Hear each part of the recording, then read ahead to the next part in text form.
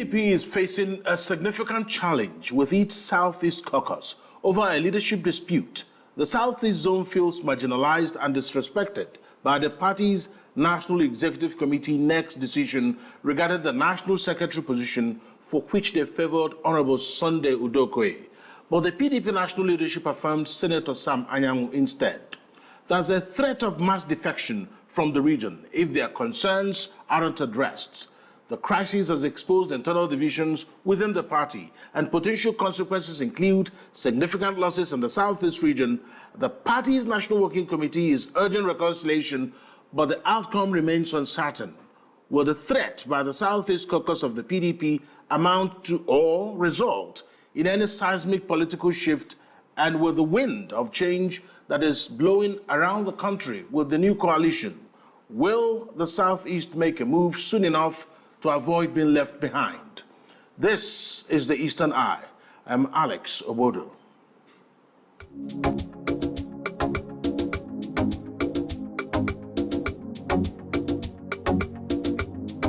Welcome to the Eastern Eye, a program that X-rays the political, social, and economic developments around us. Joining me tonight is Ambrose Igboke, Chairman, Guild of Public Affairs Analysts, Enugu Chapter. Thank you, Dr. Ambrose, for joining me tonight on the Eastern Eye. Thank you, Alex, for having me on the show.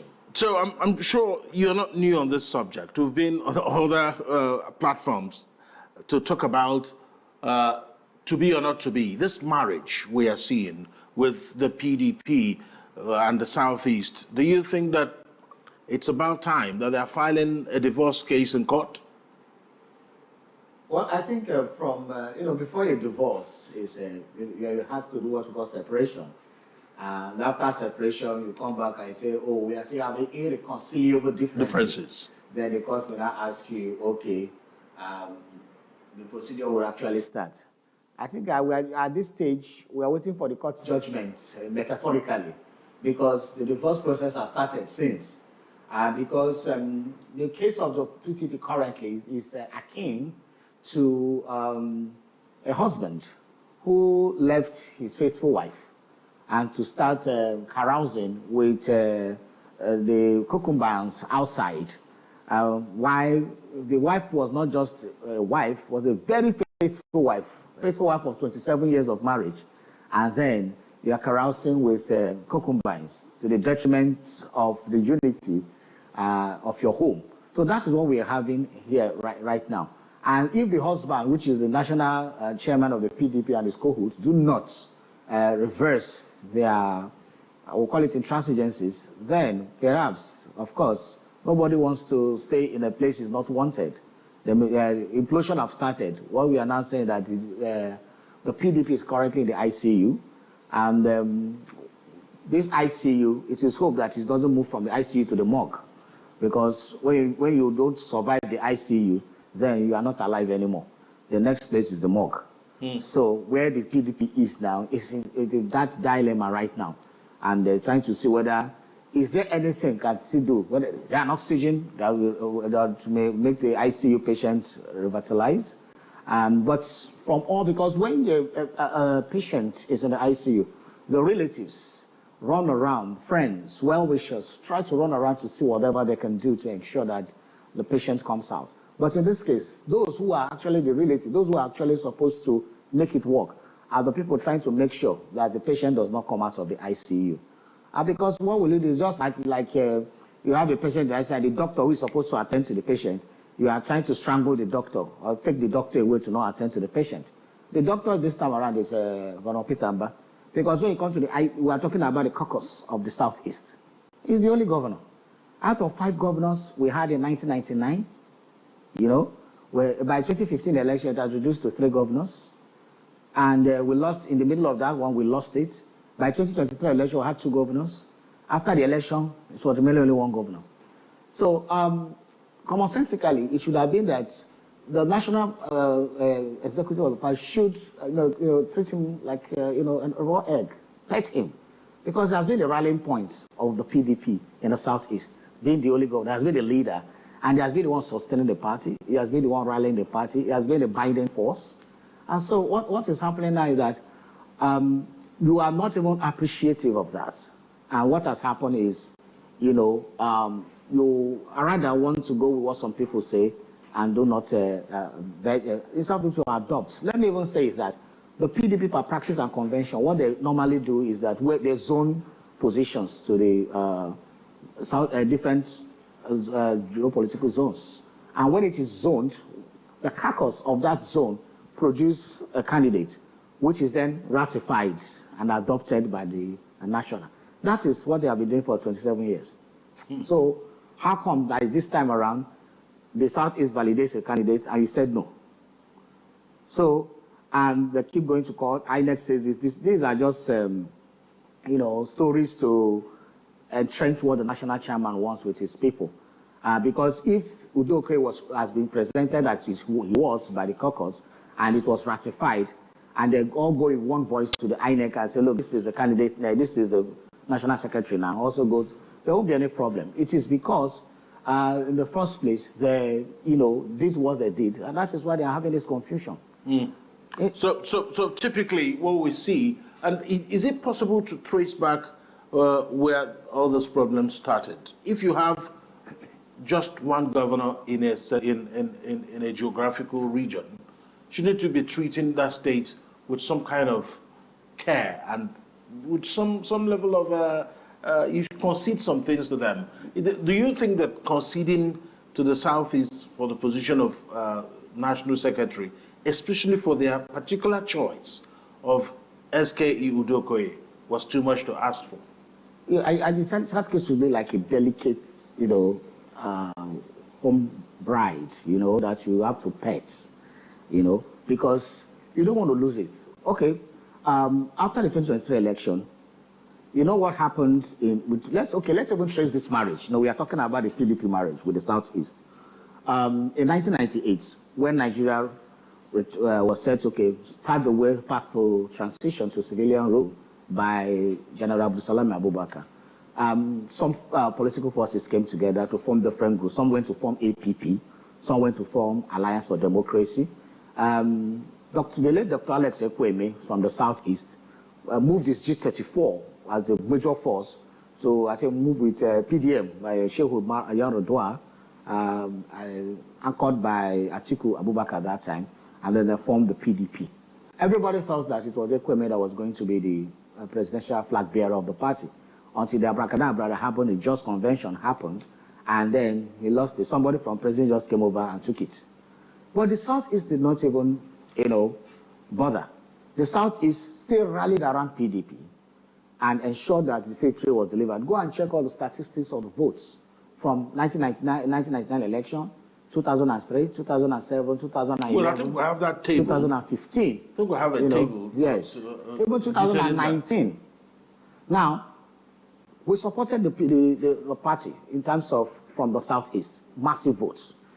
It could remind us that in 2003, the Igbo leader the only Igbo leader that is accepted generally in the history of Igbo, Dimodumego Juku, contested an election under APGA. Go and check the statistics. The votes for that period still went to the presidential candidate of the PDP. The same thing, even when Muhammadu Buhari, when he was in APP, chose an Igbo candidate as vice president. When he was in CPC, remember, I think Ben Obi, then remember also when Chubokadibo moved, they were together. Remember the late Edwin Ude-Okoye. These are Igbo sons that were with a vice presidential candidate at one point or the other. But the Igbo still voted PDP. Now, what it shows is that they have been fiercely loyal to the party. They have been the bastion, the stronghold of the party when other regions had their regional party. The APP was in the north. And the first time, in 1999, there were 9 governors from the APP. And the 6 governors from the Southwest were all AD, Alliance for Democracy. It was only the Southeast that had their 5 governors from the PDP. So that shows you fierce loyalty over the years. And it's well documented. Then came 2023, Alex, where the Southeast have, supported everybody from the Northwest, from the Southwest, supported people to actually ascend to have the party flag bearer for presidential elections. Now, the rotation came back to the South in 2023. And okay, it was time for PDP now to, select his own presidential candidate. When you come to that composition, the Southwest under the PDP produced president for 8 years. The South has done for 6 years. So in the southern part of the country, it was only the Southeast that have not produced. And naturally, for the sake of equity, fairness, and justice, it was supposed to be something on a roller coaster. But that didn't happen. What they did was threw it open and did all kinds of machinations, and then went to another way. That forced people to be out of the party, and for the first time, the Southeast massively voted for a presidential candidate that was not PDP. Now, that is where the marriage started becoming very sour. Now, the squabble started then.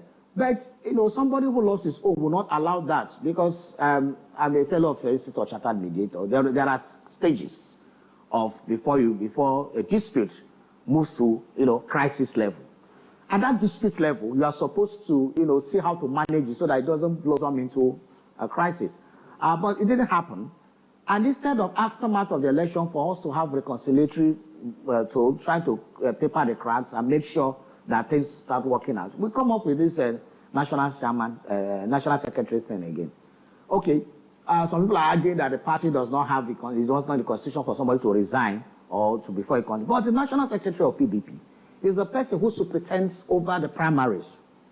Now, Sam Okoye was the national secretary then. He wanted to contest an election.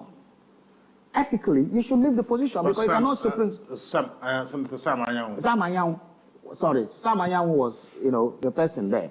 So instead of you to leave the seat, it's just ethical. It doesn't need to be legal. It's commonsensical. You cannot be an arbiter in your own case. Other candidates were jostling for that primaries. You went ahead as national secretary, superintended over that, and there was a vacuum. Of course, when you are running around for the campaign, the secretariat has to move. And then Ude-Okoye was nominated. After he was nominated, by the same caucus who nominated Anyanwu, and at the end of the day, somebody contested the election, came back again, wants to resume the same position. And the Southeast caucus was like, there's a replacement. Just validate this replacement we have. And then, let's go on. The national executive started this hanky-panky game. And said, no, this and that, he will come back, we are not accepting you. And then they now start telling this. So I think we should look at it as a wider view, not actually as a PDP thing.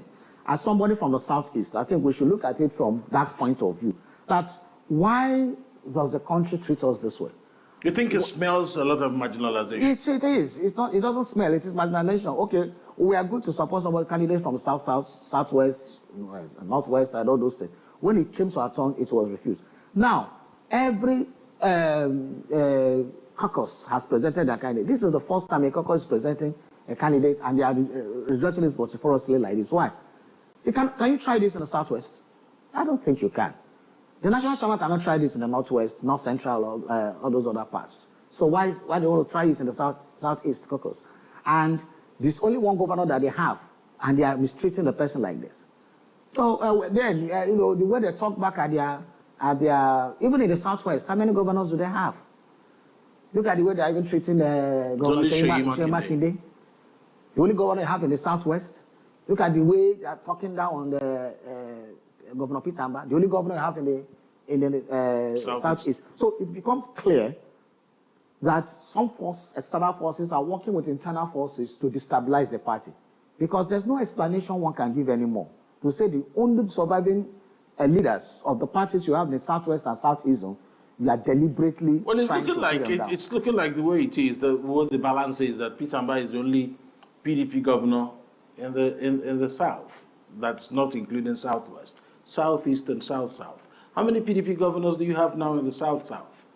The cross-carpeting has become so much that it's now blurry. Because right now, something like Fubara is suspended. Fubara is suspended. And we don't know whether he's defected. Delta is gone.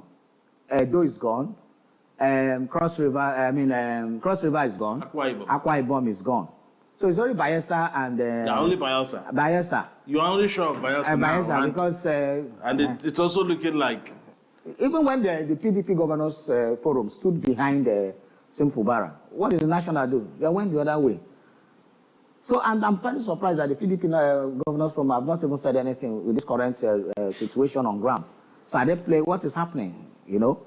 So, when two of them are being maligned and, insulted by this, so why are they not talking? But Dr. Igboke, do you think there are deeper issues that may be triggering what you're seeing in the PDP beyond regional considerations? Well, the structure of PDP was a very balanced one in the past. In fact, they were the ones that brought the rotational thing for fairness and equity. The founding fathers of PDP have a very clear picture of what they wanted. You know, they wanted a country that, in fact, since geopolitical zones that have come to stay was adopted also because it was a recommendation, one of the Constitutional Conference. But it's not in the Constitution. But you can see that even the country is working with it, even though it's not constitutional yet. The PDP made sure that happened because when they were in power, appointments were considered around the 6th region. They also made a rotational issues, entrenched in their constitution and tried to also practice it at the national level. So it was very clear. But across the line, you will see that there was a balance in when the president is from the north, the vice president is from the south. When it was also religious consideration, when it's a Muslim, Christian, when it's a Christian, a Muslim, there was that delicate balancing because they knew the heterogeneous nature of Nigeria. Nigeria is a very, very, diverse country when it comes to religion and ethnicity. So it was clear, the vision was clear to make sure everybody is allowed, to make sure everybody is respected, and then this. The caucus of the governors were given a very, very rightful place where they make a lot of decisions on behalf of the party. They are the substructure of the party, which was the zonal level. The governors also play a very crucial role. This has been the practice and convention in PDP. And so, but recently, some people just feel that, because they have the funding, they have the powers, they have everything, they want to dictate how the party is run. I think that is the albatross, that is the main issue in the party now, that is eating the party up, because that's what threw up the symptoms we are seeing right now. That's the malaise of trying to be the one to run the party. Just around 2 or 3 people. Without giving respect to the structures that have, that have been deepened in the party for the past 27 years. So at the end of the day, what options now do you think that the Southeast has? There's been a lot of talk that the governor of Enugu State might defect. So, and with what's happening in the country, really, do you think that they have a lot of choice now? When this coalition, there's a lot of talk about coalition now, and it reminds me of 2013, just before the 2015 election, where the CPC, the ACN, the new PDP, called NPDP, some splinter group from ANPP and all those fused together. I think there were 5 blocks that formed the All Progressive Congress. So when they came back, the smart thing they did then was to form a new political party. Because they sat down to discuss terms, conditions, and whatever, the various blocks. Of course, the most powerful block there was CPC, and they had a powerful figure. They said, okay, go first, and then B. And then we have ACN, which is the next most powerful. Remember, before all these were regional parties. But when they came together, instead of thinking, that's what I thought this new coalition will do, come together, fuse together, and then form a new political party. But that didn't happen. For me, I think it's not, I don't see... They tried, and they tried. Well, the law does not stop anybody from registering. I don't know how they pushed it, because there was a Supreme Court judgment, I think it was the time of Jonathan or Obasanjo, where people wanted to register, and they stopped, and they said they were not registering.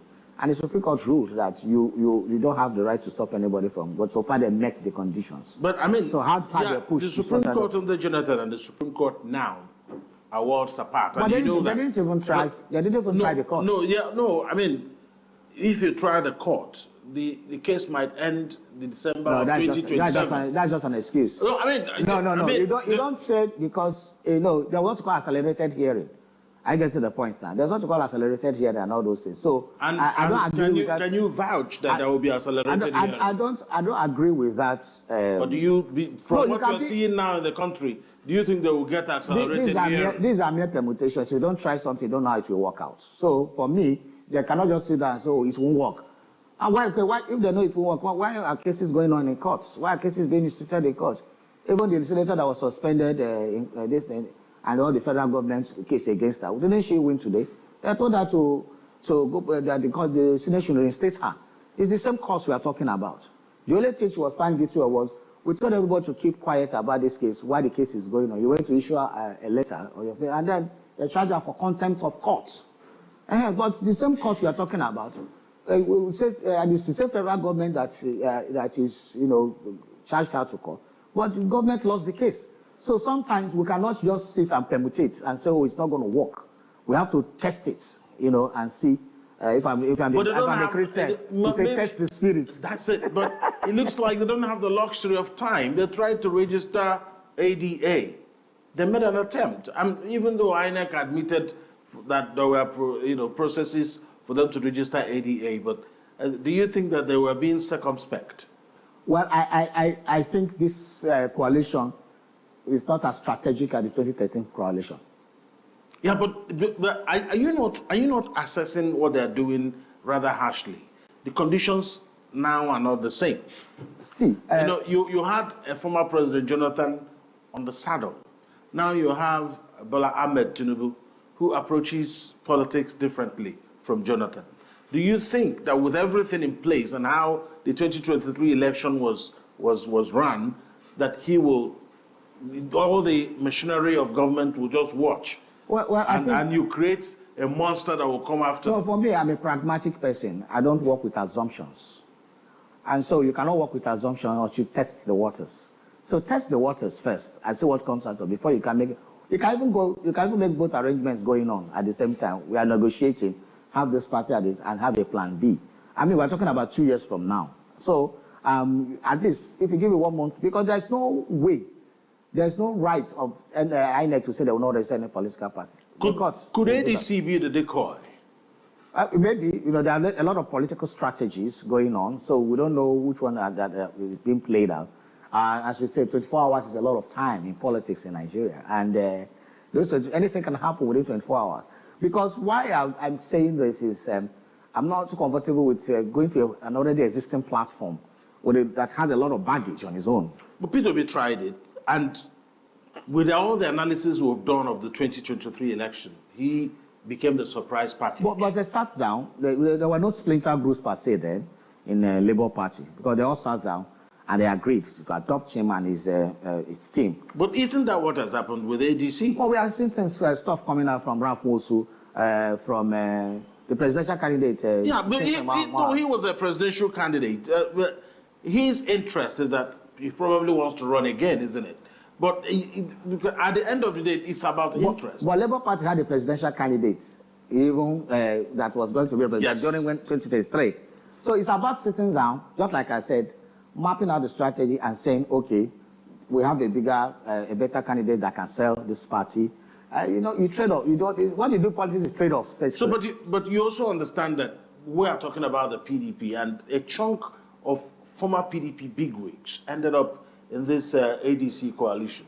Had a David Mark there. You have Atiku Abubakar. You have there's a lady, two ladies. I can't remember their name now. But at the end of the day, PDP, the former PDP members ended up in that ADC. So what's that telling you? Is the PDP boat finally capsizing? Well, when I was asked this question, what's happened to PDP? I said, well, PDP is gradually moving from the ICU to the morgue. And somebody was asking me one time, if this big wish you have mentioned have left, and then the remaining people that are still loyal to the party, trying to save the soul of the party, have been treated unfairly. If everybody leaves, what becomes of the TDC? I said, well, the national chairman will be the chairman of the funeral of PDP, if that's where he wants to stay.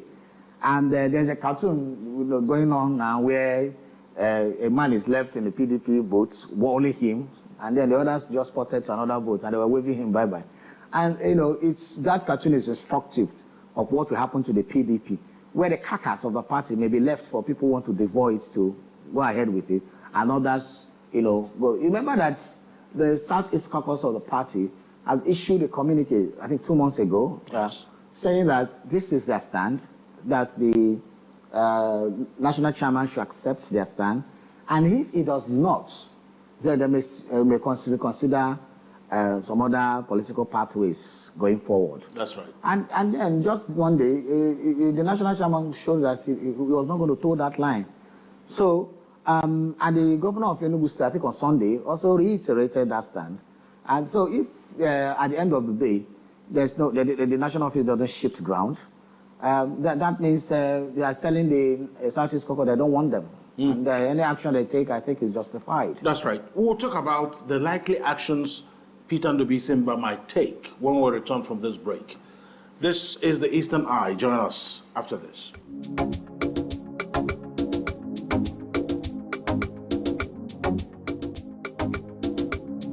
Here on Afia TV, a program that x-rays the political, social, and economic developments around us. My name is Alex Ogbodo. I still have here in the studio with me Dr. Ambrose Igboke.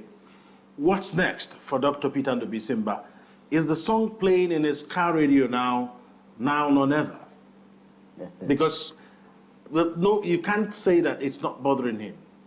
Well, I don't think it's just about Governor Peter Ndubuisemba. But he is the main guy. I think it's about the Southeast Caucus. Yeah, but he's the leader. Yeah, he's the leader. Take a look at so it's not. I'm looking at the bigger picture, where he's leading a team. It's not him, because this insult is for the Southeast Caucus. It's for the Southeast people.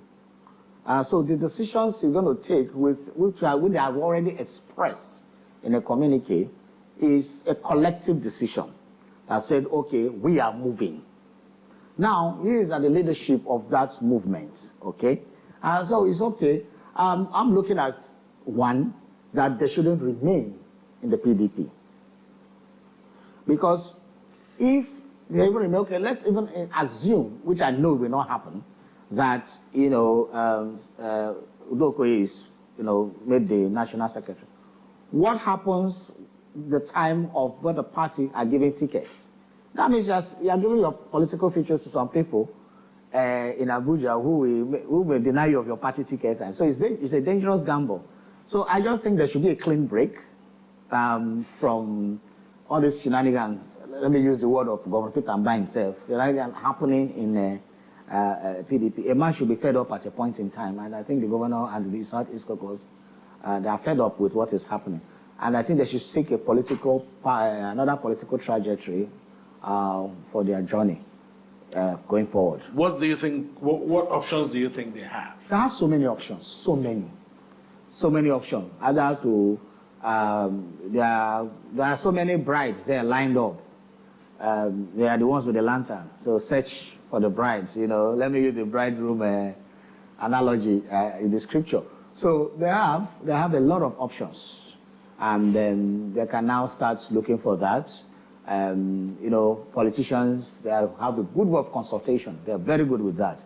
So a lot of consultation I know is ongoing. And after that, I don't think it may be far away for us to know the concrete steps they are taking. I'm not a PDP member, so I will not know the inner workings of what is happening there. But I'm very pained as somebody from the Southeast that this kind of thing is happening to us. And I think we should be able to now adopt a political party. There are so many options, Maybe it's time to go regional, just like the rest of our friends in Southwest and the North. The North, before the APC fusion, they were very strongly entrenched with two political parties, the CPC and the ANPP. They were entrenched there. PDP has some splinter, but at a point, PDP was being stifled out in the North. So it's the same thing in the West. Even when PDP did their Bragadabra in 2003 in the Southwest, the Southwest came back and reclaimed most of those things. So PDP was struggling there. The only place the PDP had a leeway was South-South and Southeast. And they first of all lost Edo, and then they lost Cross River, 4 states. They lost in the Southeast, they lost Anambra, and lost Imo. While they were still struggling with that, They lost 2 more states in the South, and now they have lost all the states except Enugu.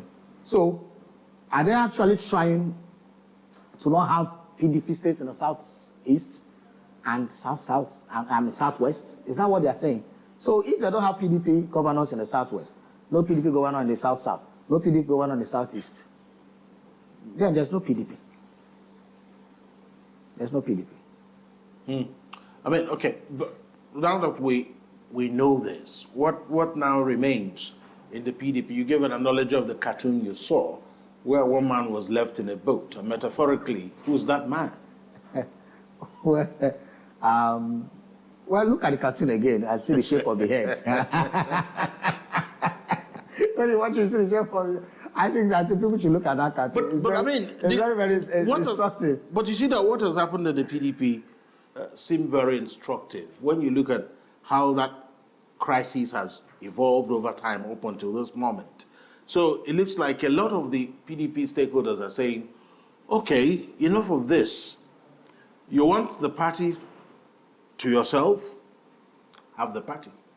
Is that what it is? Yeah, because a lot has happened. Look, imagine somebody, a governor in the PDP, during the 2023 election, came out openly to say he's not going to support the presidential candidate of his own party, that he's actually supporting the presidential candidate of another party, and is working towards the president's success. And after the election, nothing happened. No sanction, nothing, no kind of repercussion.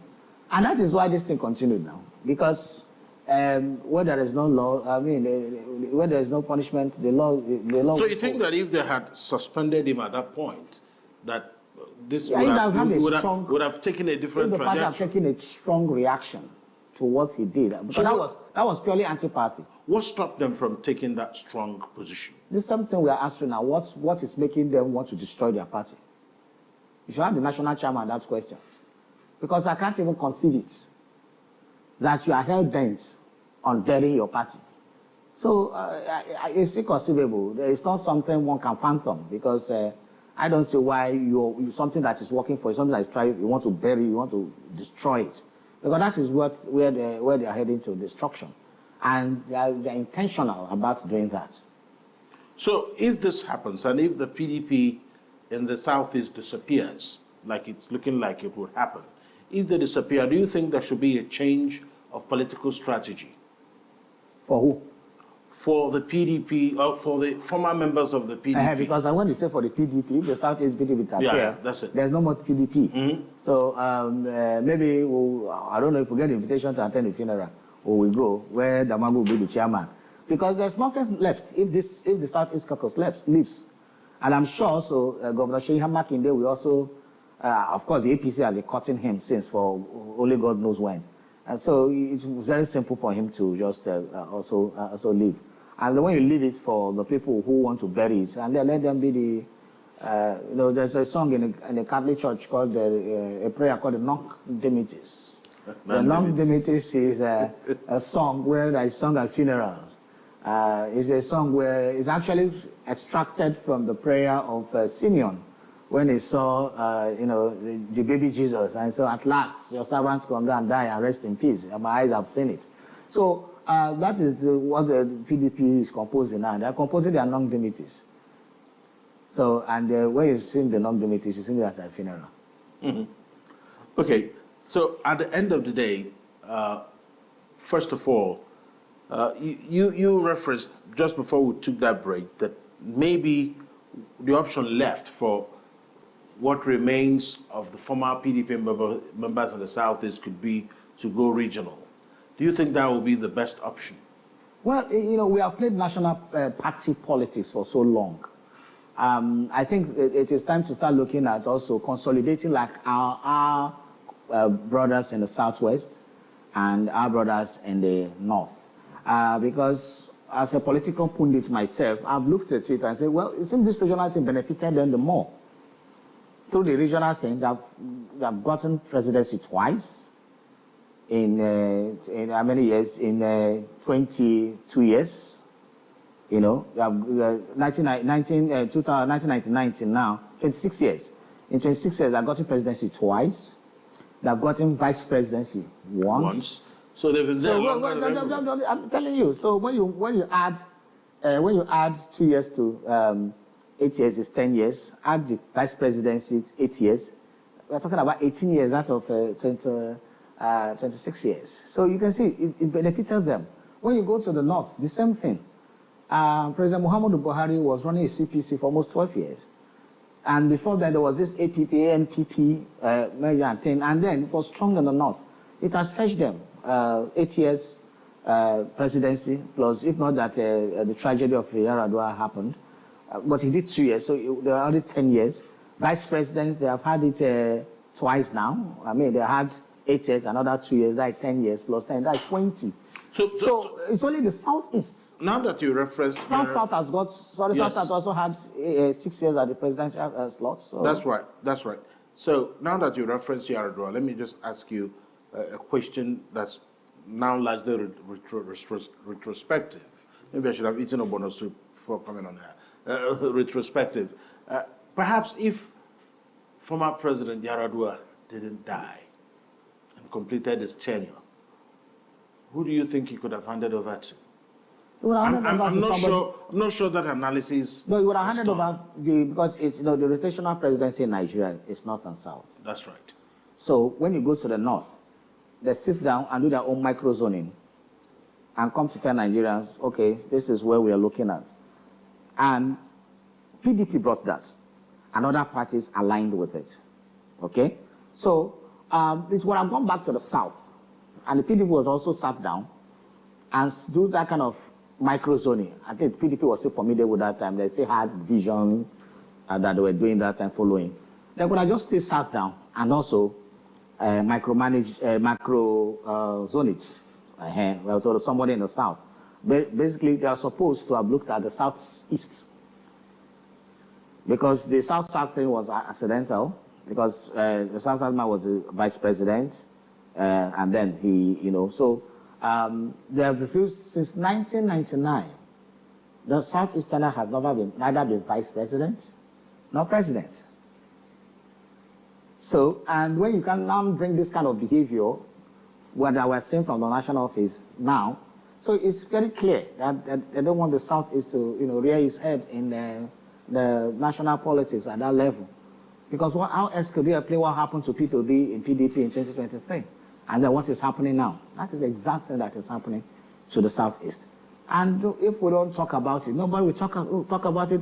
This thing that happened, you can't try it in the Southwest. So now, do you think that, I'm still retrospective, pardon me for going back. Some people might not be enjoying this, but we'll have to trace where this started. So potentially it was Yaradua's death, whatever ensued from former President Yaradua's death that brought the PDP to where it is, because it was how they handled, how he died and everything, how President Jonathan got in, and that gentleman's agreement that was claimed that they had. That was a claim. I need to get your position. What's on the claim now?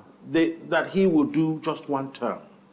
Yes, I heard of that too. Yes, because there were people who corroborated it. The founder of Dark Communications, Raymond Dokwesi, kept insisting that he didn't keep that agreement. Former Niger State Governor Babangida Aliyu also said that former President Jonathan refused to keep the gentleman's agreement they had. A few other persons from the north also said that former President Jonathan refused to keep that agreement. That was exactly what created whatever it is that culminated to the problems that snowballed into these kind of problems they're having. Yeah, the PDP did not handle this crisis well, and it affected them because I remember when the new coalition, they went to visit the former President Olusegun Obasanjo at his home. And I still remember vividly when they were chanting and he held his PDP membership card.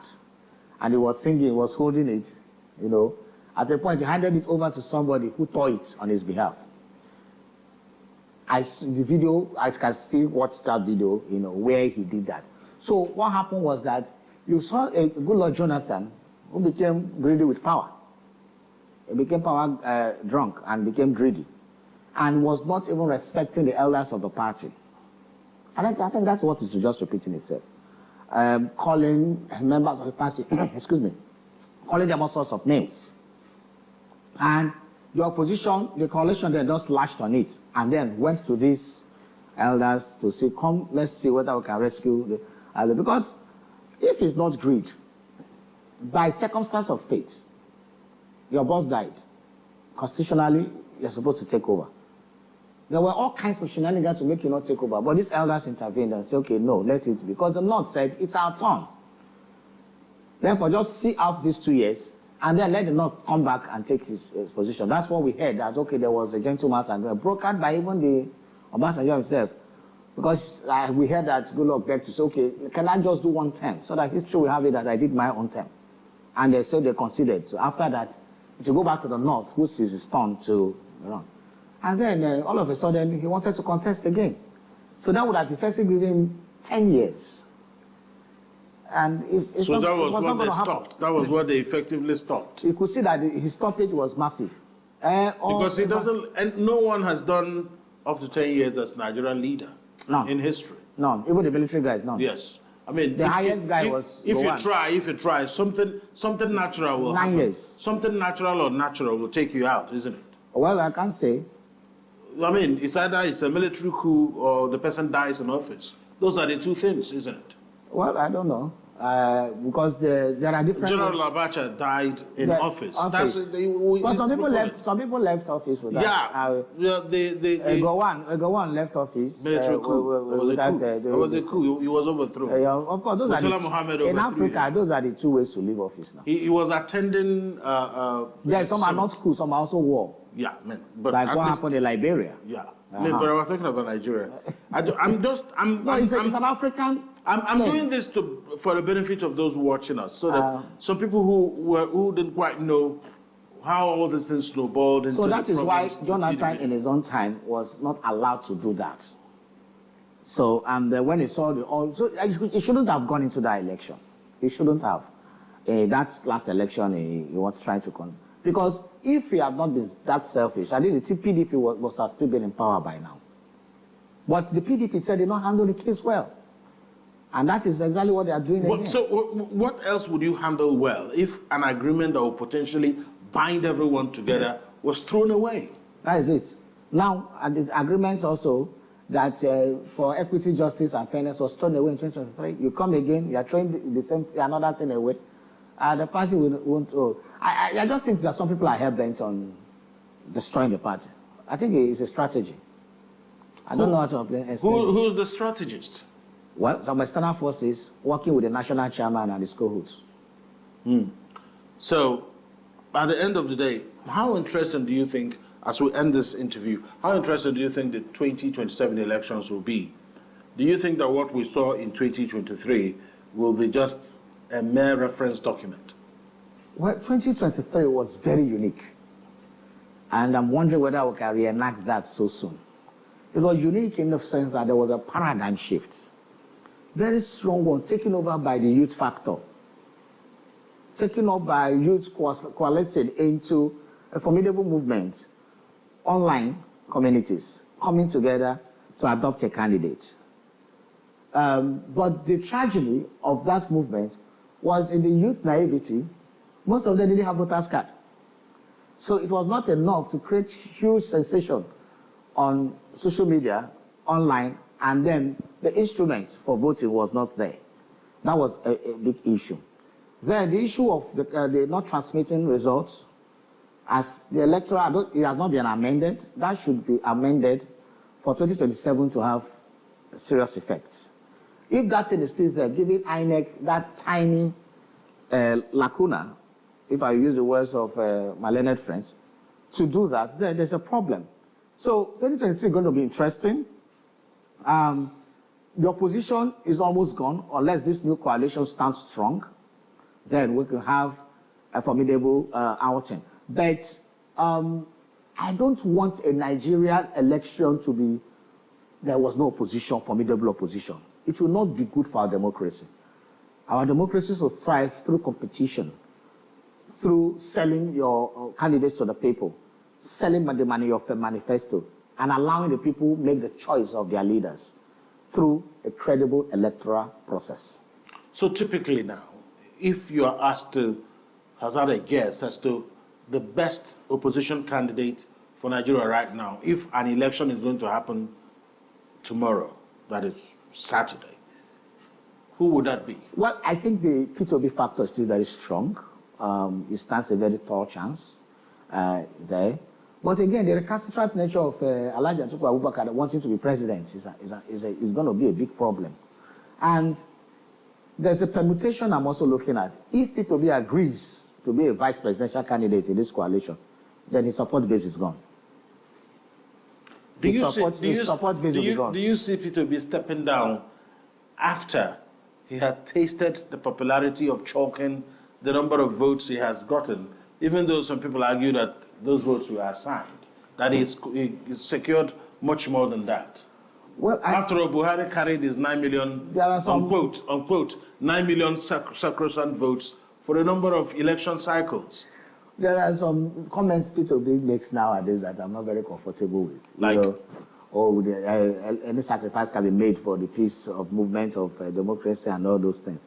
Those statements are somehow, So also, look at today, Mr. Rotimi Amaechi is saying that if they give him the party ticket, ADC party ticket, that he will run for one term. So already we have started hearing, everybody can aspire, it's your constitutional right. But if we have an Atiku Abubakar that has wanted to be president all along, I don't think he will want to, do anything. But he hasn't categorically said that he will run in 2027. Well, he didn't categorically say that in 2023 too. So until the final days when you start seeing posters and names emerging, we have a Kingsley Moghalu who is somewhere throwing his own. We have a P2B. We have a Rotimi Amaechi who have thrown himself in the mix right now. But I think they will sit down. They should be able, they are political old war horses. They should be able to sit down and they shouldn't make that mistake. Because I was just wondering what would have happened in 2023 if Kwakwanso had agreed to be vice presidential candidate to P2B. It would have been formidable. But, everybody was, Kwakwanso was not ready for that. So this is time for them to sit down, look at it, and bring out a candidate who will be appealing to all. But any candidate that is not from the South won't sell. So I think we should know that. Any candidate from the South, from the North, will not sell. Because this turn-by-turn rotation it's supposed to be a Southern president. Southern contest. So he should work with other coalition members to make sure that it should be a Southern contest the way it happened in 1999, isn't it? Yes, because it was very clear that it was going to be for the South. So he should do that. For him to even run as a PDP candidate in 2023 was not proper, was not ethical.